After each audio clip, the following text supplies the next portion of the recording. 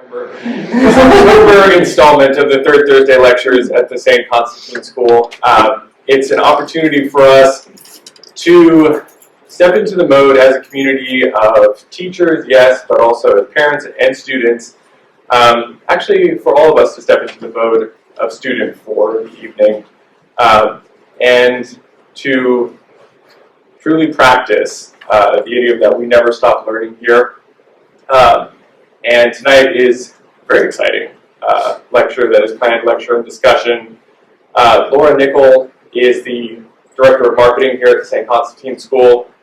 She serves in that role the K-16 project at a very important level. But she's also a teacher, as all staff are here. She is an admin. She is an artist, a poet, a writer, and many other things besides. She graduated with a degree in creative writing from Wheaton and a minor in theater from the same institution, and is now pursuing a master's in history at Houston Christian University across the street. And for as long as I've known her, which for many of you know, it's quite some time, she has always been dedicated to pursuing the truth through language, to pursuing the truth through art and images, and has quite an interesting approach to Shakespeare's Tempest for us this evening. Is that right? Yeah, I hope so. Yes. I just mean one that engages, kind of from what you've described to me, all of those approaches with your study in history. So please welcome Laura Nicol. Hello. Before I get started this evening, we're going to be working through a variety of different pieces of text this evening, many of which are very short, so a sentence or two. I'll be reading those. But anything that is longer than that, and there are just a few, I'd love to have some other voices in the room. I've asked, thank you, yeah, would you please?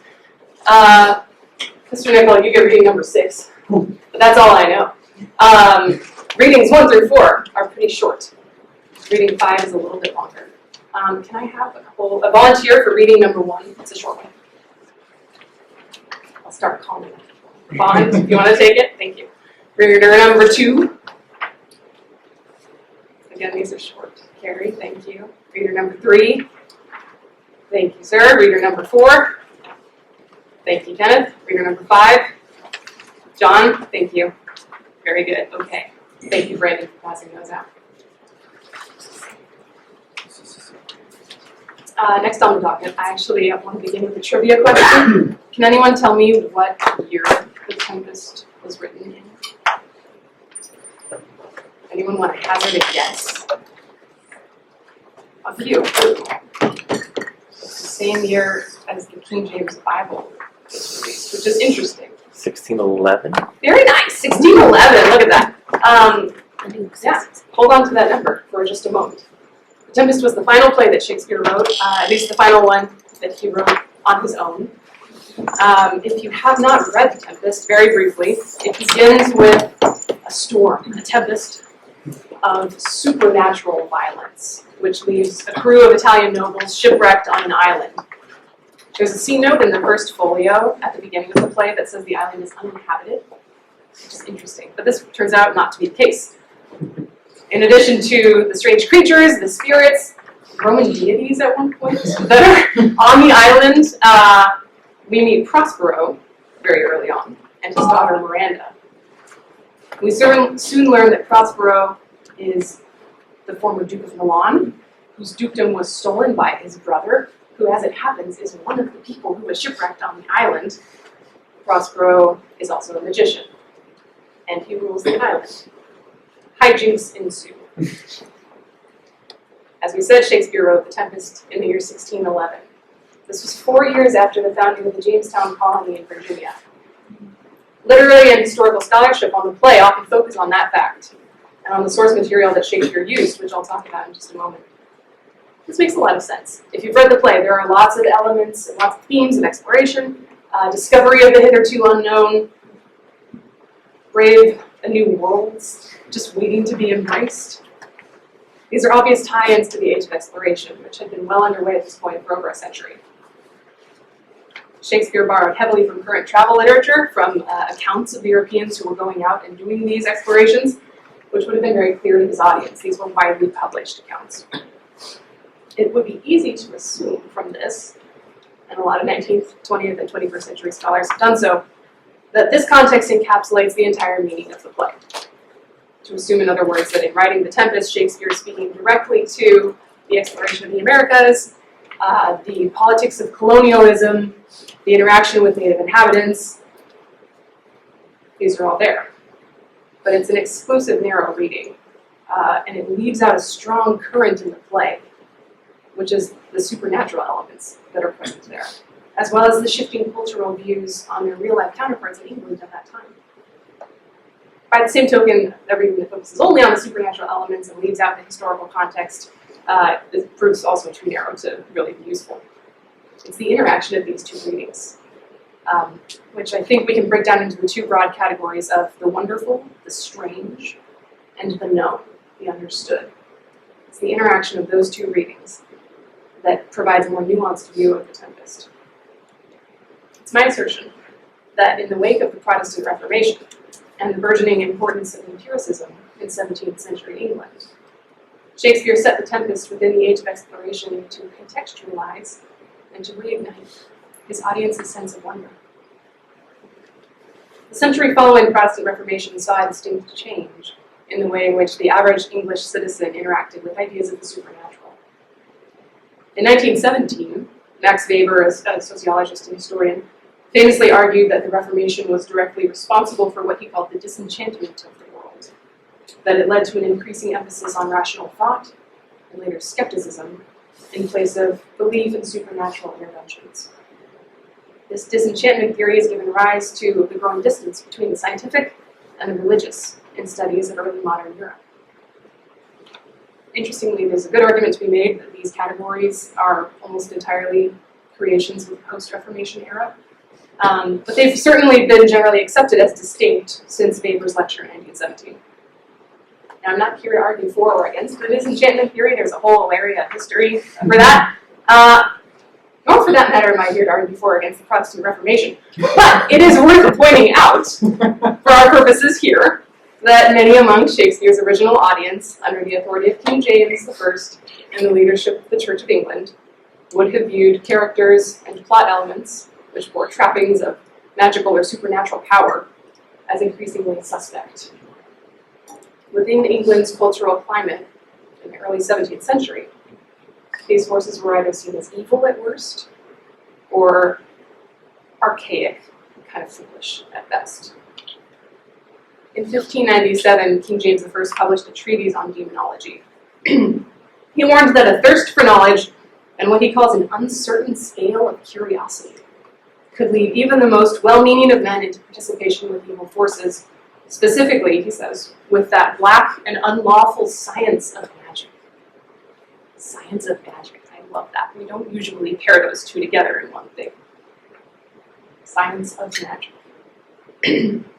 Throughout England's history, there had been a widely accepted distinction between white magic, or theurgy, and black magic, that's goety or witchcraft. Theurgy was considered a system of philosophy. It wasn't a dark art.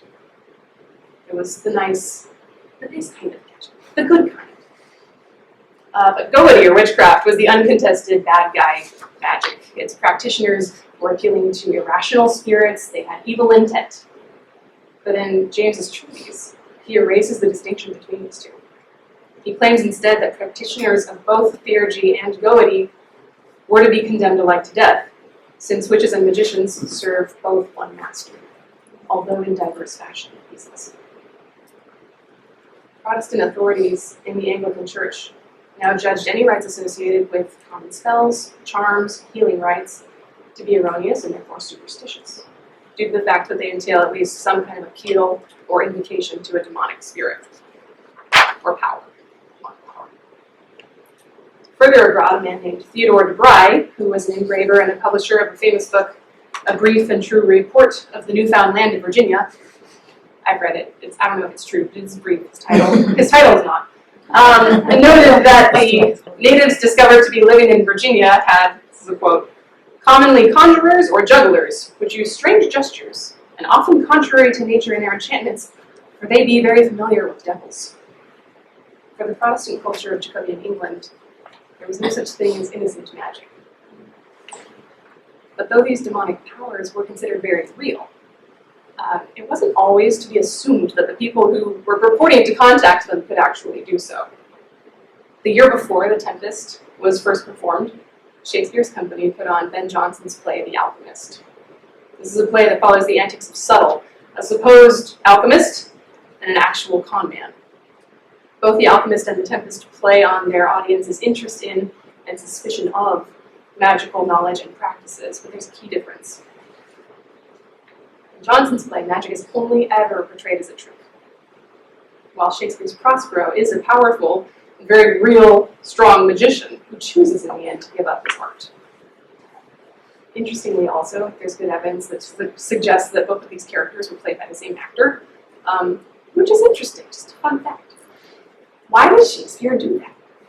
Why doesn't he settle for an easy, clean moral like Ben Jonson does concerning the magical and the mysterious?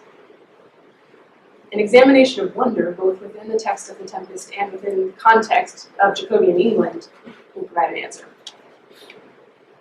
The definition of wonder that I'll be working from tonight borrows heavily from a study by Stephen Greenblatt. It's called Marvelous Possessions, The Wonder of the New World. Greenblatt argues that it was wonder, not simply political or religious interest, which was the central figure in the initial European response to the New World. Get ready, reader one. And I want to draw attention to that. He says it's not simply political or religious interest. Those were obviously factors. But Greenblatt is suggesting that wonder was perhaps an even more important factor. So reader one, Greenblatt says,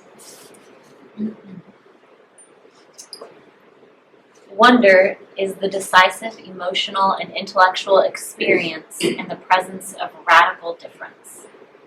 The expression of wonder stands for all that cannot be understood, that can scarcely be believed.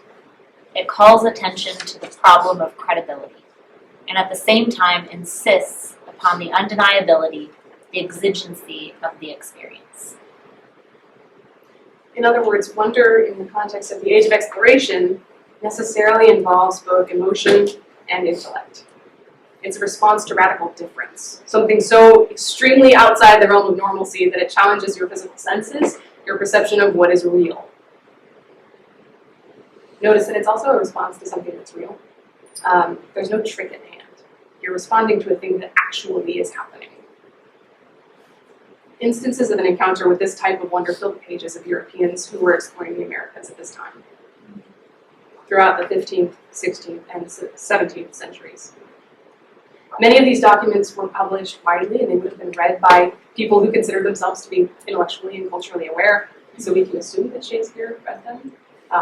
Actually, we can do more than assume. There's very good evidence in his text that he read them. 20 years after an expedition to Brazil, a man named Jean Delary wrote a book called History of a Voyage. Although it was actually, the title's in French because he was French. But the copy I read was in English, so that's what I'll be reading. This book was published in 1578. This was obviously well before Shakespeare wrote The Tempest, but it provides a useful starting point for us in understanding Greenblatt's definition of wonder within this era in a real-life context.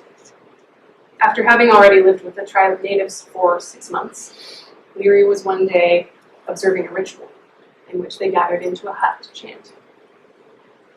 His description of their chanting clearly signals revulsion. He likens it to a witch's sabbath. He emphasizes their chaotic noises and howls. And yet, he concludes the telling of the event with this, reader 2. I don't remember who reader 2 was to carry. However, after the men had taken a short pause, the women and children were now silent, we heard them once again singing and making their voices resound in a harmony so marvelous that you would hardly have needed to ask whether, since I was now somewhat easier in my mind at hearing such sweet and gracious sounds, I wished to watch them from nearby. Now I received in recompense such joy, hearing the measured harmonies of such a multitude, and especially the cadence of the refrain of the song. I stood there transported with delight. Whenever I remember it, my heart trembles, and it seems their voices are still in my ears. Leary's response to the chanting of the natives is steeped in strong emotion.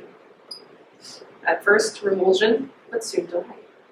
In fact, in the original French, Leary's phrasing of that transported with delight is actually tout ravi, which means total ravishment.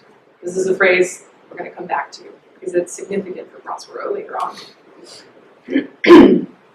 A significant detail in this account is that Leary was in some way literally transformed by this experience with wonder. 20 years after the event, at the time of his writing, he's saying, when I think of it now, this happens to me. His physical body is still impacted by the memory of it. Albertus Magnus, who is a teacher of Thomas Aquinas, and fun fact, the Catholic patron saint of those who practice the natural sciences, called wonder a systole of the heart. And Leary's account of his trembling heart, 20 years after the fact, provides an echo of this idea. After an encounter with the radically different, the response that matters most takes place not out there, not in some theoretical, abstract place, as Greenblatt says, but deep within, at the vital, emotional center of the witness. Of course, not every conclusion following an encounter with wonder can be classified as rapturously delightful. Sometimes in travel literature of the era, an encounter with wonder seems to provide only a kind of confirmation bias for the writer, further support for their own beliefs and values.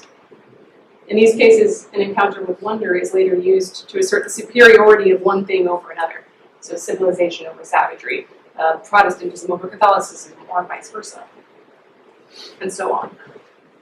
When faced with strange rituals in a strange land, the bride, who was a Protestant, noted that the tops of the ceremonial posts used by native Virginians were carved with heads like the faces of nuns covered by their veils. Leary, who was a Reformed minister, had compared the chanting of the Brazilian natives to a witch's Sabbath, yes, but he also compared it to the muttering of someone reciting his hours.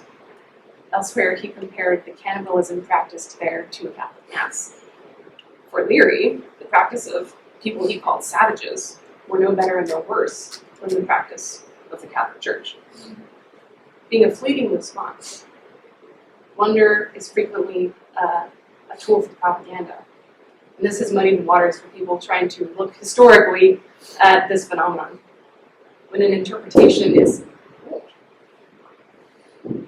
hastily stamped on an experience, it's difficult for a later reader to separate those strands and see what the precise essence of the response is. The philosophical view of wonder varied both during and after Shakespeare's time. René Descartes, for example, would later argue that wonder is not registered in the heart, but in the mind. For Descartes, an encounter with wonder precedes, even escapes moral categories, he says, because in the moment one doesn't immediately know if he loves or hates the thing that he's experiencing. So rationalists would then claim that wonder is an encounter of the mind only, since it has knowledge, not good or evil, as its object. But in the 17th century, in Shakespeare's time, responses to wonder do seem to be strongly linked with emotion and with personal experience. Now, a reading of any primary source relating to the Age of Exploration will reveal the importance of witnessing the wonder firsthand. In his description of natives praying, De Bry emphasizes, "Myself observed and noted down at my being among them, for 'tis a strange custom, and worth the observation." Bernal Diaz, who joined Hernan Cortez in the conquest of the Aztec Empire, notes repeatedly that he was what he calls a fair eyewitness to the events that he's describing, which ironically he almost certainly wasn't much of the time. But he says he was. He thought it was important, which is what we're interested in. Leary begins his account by pondering how his readers can be made to, quote, believe what can only be seen 2,000 leagues from where they live, things never known, much less written about by the ancients, things so marvelous that experience itself can scarcely engrave them on the understanding even of those who in fact have seen them. This uncertainty of whether or not a thing can actually be as it appears is a hallmark of wonder in Shakespeare's time. It's the impulse that caused Diaz to say, "Gazing on such wonderful sights, we did not know what to say or whether what appeared before us was real." It's the same impulse which caused Shakespeare to write through Prospero later on that you do yet taste some subtleties in the isle that will not let you believe things certain. Where knowledge and understanding fall short, wonder begins. Greenblatt says the experience of wonder continually reminds us that our grasp of the world is incomplete. For Shakespeare and his contemporaries, then, wonder ought to incite a posture of humility rather than an assertion of propaganda-like opinion. Europe's encounter with the New World brought this experience of wonder to the surface on a massive cultural scale. Though daily life for most Europeans was not greatly impacted by these developments, right? Most Europeans weren't the ones sailing across the ocean and seeing these things or experiencing them. But the influx of themes of exploration and new discoveries that we see in this era's art and literature suggests a widespread influence on imagination. We're going to look at some pieces of the text of the Tempest with this in mind. As I said earlier, it's evident that Shakespeare had a wealth of current literature and word-of-mouth accounts from which to draw inspiration for the Tempest. Chief among these are a couple books: Richard Hakluyt's Principal Navigations, Michel de Montaigne's Of the Cannibals. This one was really important culturally at the time, and particularly for Shakespeare's The Tempest, William Strachey's short work, True Repertory of the Wrack and Redemption of Sir Thomas Gates.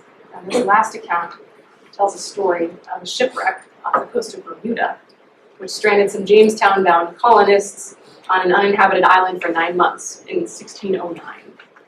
This wasn't published until 1625, but there's strong evidence both inside the text and out of the text of The Tempest, which suggests that Shakespeare was able to read the manuscript when Thomas Gates arrived back in England in 1610, so the year before he wrote the play.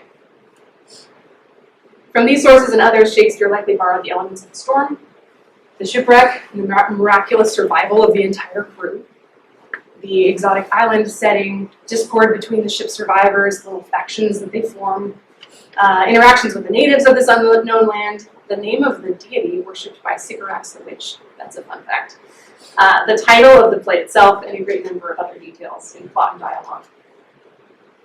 These real-life accounts captured the English public's imagination, and they clearly worked their charms on Shakespeare as well.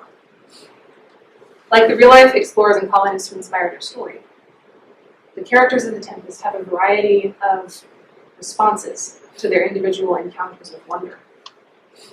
The enchanted events which take place on the island act initially as a kind of mirror for the inhabitants and visitors.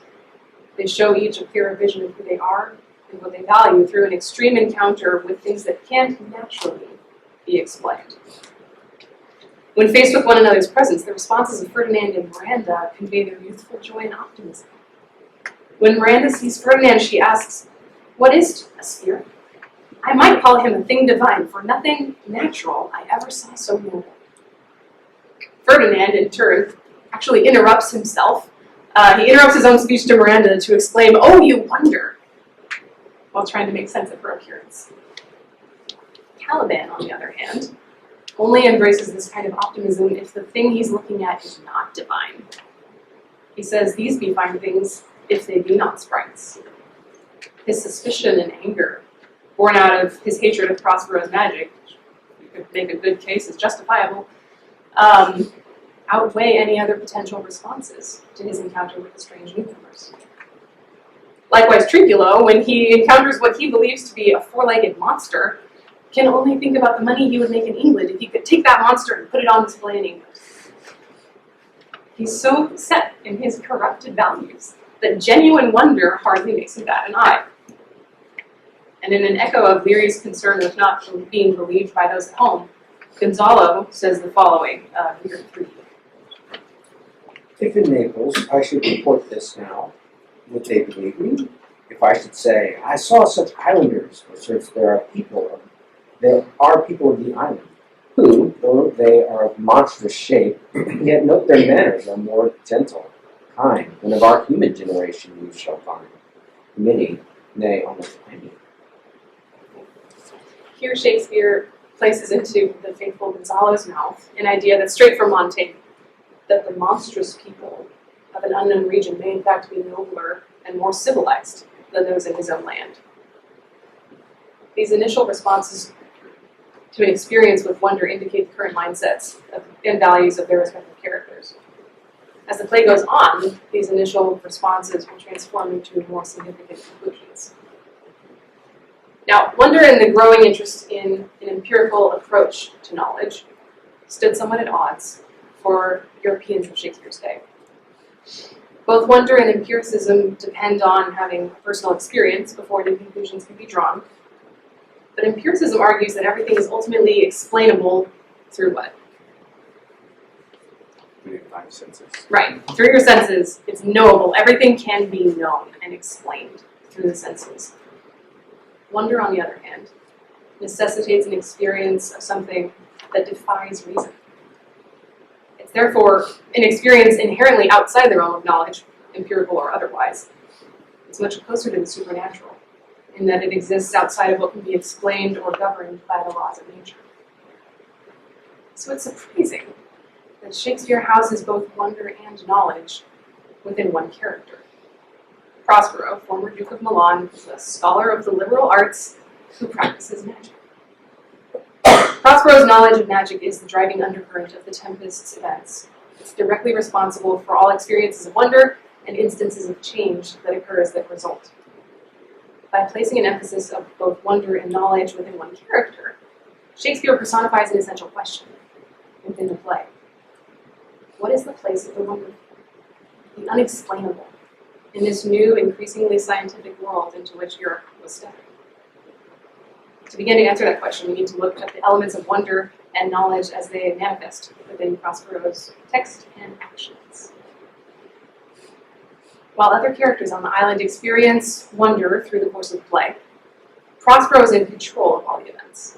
All is known to him. There's seemingly nothing which could shake the knowledge into any sense of surprise or uncertainty.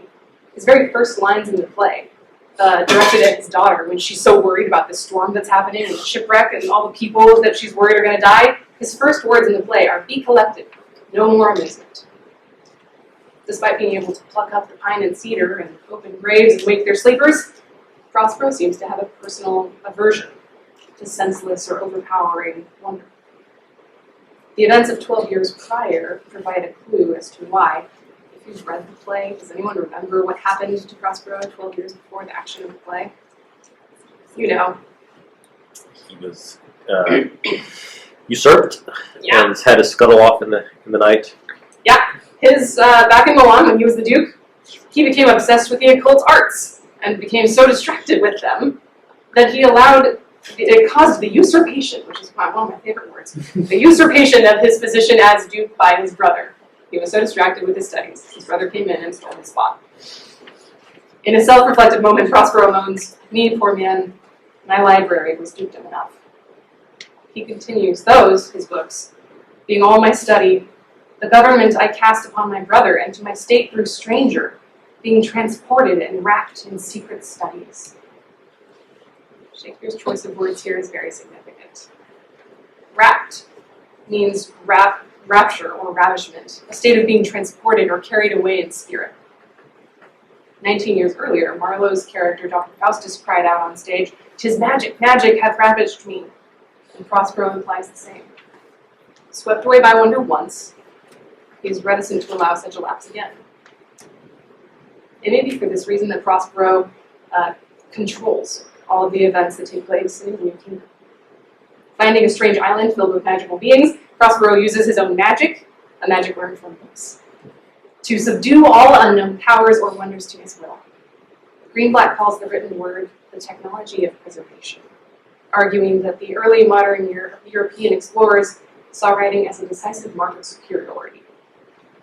In a work that I've already identified as one of Shakespeare's sources, Samuel Purchas goes even further. He says, "By writing, man seems immortal, conferred and consulted with patriarchs, prophets, apostles, fathers, philosophers, historians, and learns the wisdom of the sages which have been in all times before him." Prospero's books are powerful not just because they contain spells, because they contain words. They contain knowledge of any kind. the ability to preserve information outside of his own mind, and to interact with the knowledge of others through the written word, give Prospero power over the native forces of magic already present on the island. Through his learned magic, he's able to subdue the wonders of the island, most notably the characters of Sycorax, Caliban, and Ariel, the devils and sprites that the real explorers were so afraid of in the real world.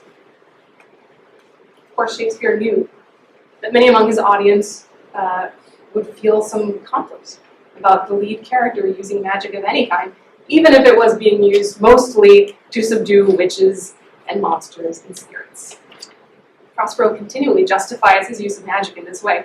He compares his art, that's mostly how he refers to it, capital A art, to that of the damned witch Sycorax. Again, his words, not mine. He argues that his magic is not only stronger, it's morally superior. While Prospero uses books and refined study to work his magic, Sycorax uses the primitive superstitious means of wicked dew and toads, bats, and beetles. While this distinction between black and white magic had been widely accepted through previous centuries, as I've said, the Jacobean period weighed them with less significance. Remember James's conviction, witches and magicians serve one master. In the England of Shakespeare's day, any portrayal of magic was loaded with significance. From the moment Prospero, who may have been played by Shakespeare, we don't know.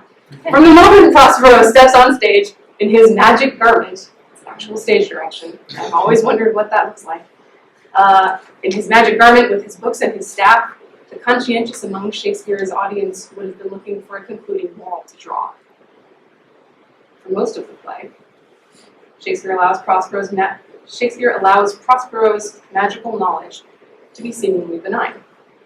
His art does seem to direct events in such a way that ultimately most of the characters are helped by them. The obvious exception here being the history of Caliban and Ariel, though I think it's important to point out here that Shakespeare's audience would have been a lot less troubled by the punishment of a monster and a spirit than a modern audience is. And that's important.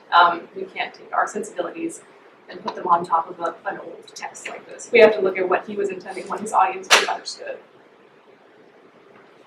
Because of this generally positive outcome, some scholars argue that Prospero is actually a beneficent, godlike character whose goal is to purge evil from the inhabitants of this world and restore them to goodness. From this perspective, every use of magical knowledge and action employed by Prospero is meant to expose and chastise the faults of others, ultimately leading them to goodness and showing them an image of what each one could be. It seems too idealized, really, for such a complex character. But at least part of this argument is, I think, very well supported by the text of the Tempest. Most of the characters do change through their encounters with wonder, and each of those encounters is created by Prospero's magic. Remarking on the successful meeting of Miranda and Ferdinand, Prospero says, "At first sight, they have changed eyes." That phrase is drenched in double meaning. The lovers are looking at each other, they've exchanged eye contact, but they're also experiencing wonder. The world, what they're seeing, everything around them, their relationship to it, has essentially changed. Near the end of the play, when everything is finally discovered, Gonzalo says this, reader 4. Oh, rejoice beyond a common joy, and set it down with gold on lasting pillars. In one voyage did Claribel her husband find at Tunis, and Ferdinand her brother found a wife where he himself was lost. Prospero his dukedom in a poor isle, and all of us ourselves, though no man was his own. This next section has major spoilers, so I'm sorry if you haven't read it. You've had a couple hundred years. By the final act, each character has undergone a significant change in fortune, position, and point of view. Prospero regains his dukedom. Ferdinand and Miranda will be married. Alonso regains his son and Ferdinand his father after each of them believed the other was lost forever. Antonio inevitably will face justice. The subjects of Milan and Naples face a changing world as their rulers change or form new alliances, and the rule of the island is presumably handed back to Caliban, Ariel, and the other spirits who predate the Italians. But what was Shakespeare's audience to make of Prospero, the protagonist who uses magic to influence and impact those around him? Will the bringer of transformation himself be changed? Does he need to be? The opening lines of Act 5 begin with play's final transmutation for Prospero and ultimately for his audience. Prospero says, "Now does my project gather to a head. My charms crack not, my spirits obey, and time goes upright with his carriage." These 3 lines, actually just the first 2, but I wanted to complete the sentence. These first lines hold at least 3 references to the practice of alchemy.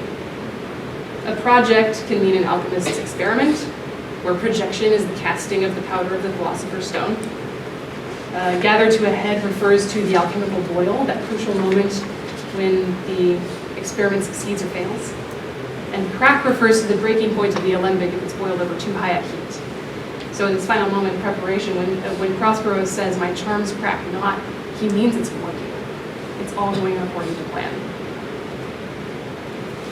These references to alchemy and the others that follow in Act 5, there are several, provide a clear clue to Shakespeare's audience that the impact of Prospero's art is not quite finished.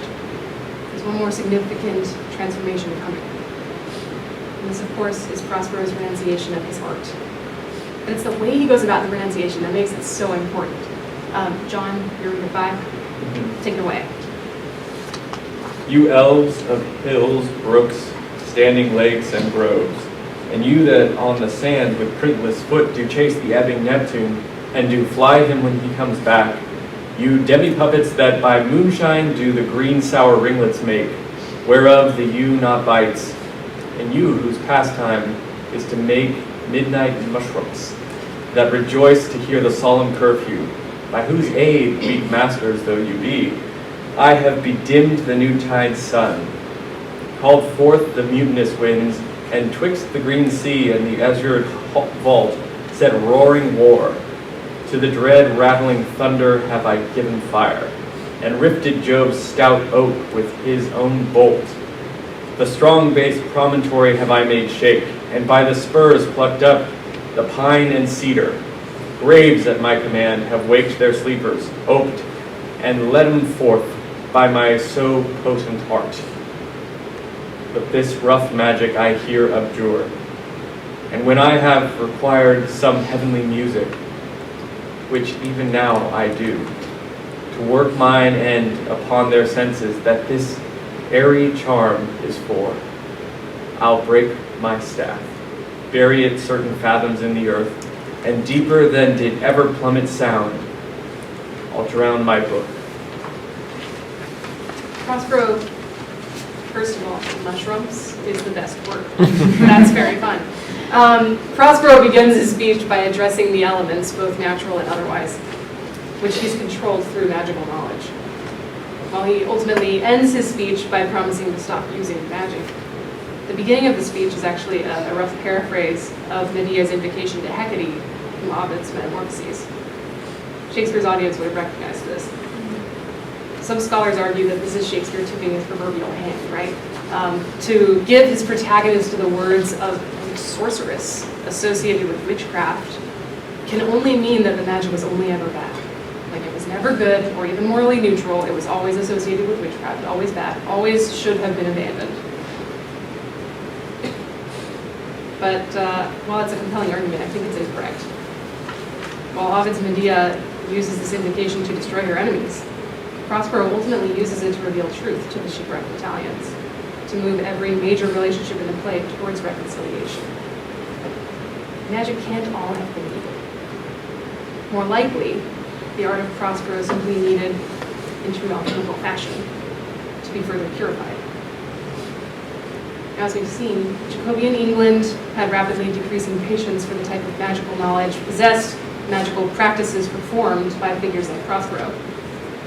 Between the Protestant Reformation and the growing interest in empirical, observable data, the world is becoming in some ways too narrowly defined, too small, to allow for unexplainable phenomena. But even as the world was shrinking in some ways, it was expanding in others.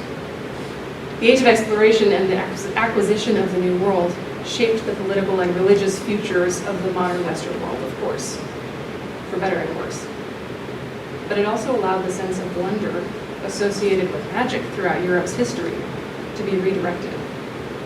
From a past now associated with archaic superstition to the promise of a brave new world. The Tempest is full of these tensions between future and past. Prospero's famous response to Miranda, while it sometimes performed sardonically, is much more powerful and I think more true to Shakespeare's intent if it's played as a genuine declaration. I'm talking about the moment when Miranda sees all of the other characters. She's been on an island. She's only ever seen her father and Caliban. At the end of the play, she sees everyone and she exclaims, "Oh, brave new world that has such people in it." And Prospero's response is, "'Tis new to thee." Do you hear the wistfulness in that? The world is wide open before her. Just as it was open for the explorers who were setting out for America, for the cultural imagination of the Europeans who were watching them go. It is for Shakespeare's audience to decide whether they'll respond to the wonder of the New World with the suspicion of Caliban, the greed of Trinculo, or the humility and optimism of Miranda. In The Tempest, Shakespeare combines classical and current ingredients, and like an alchemist, he boils away the elements of rough magic. A study in wonder, the essential spirit of the age, is the result. Thank you.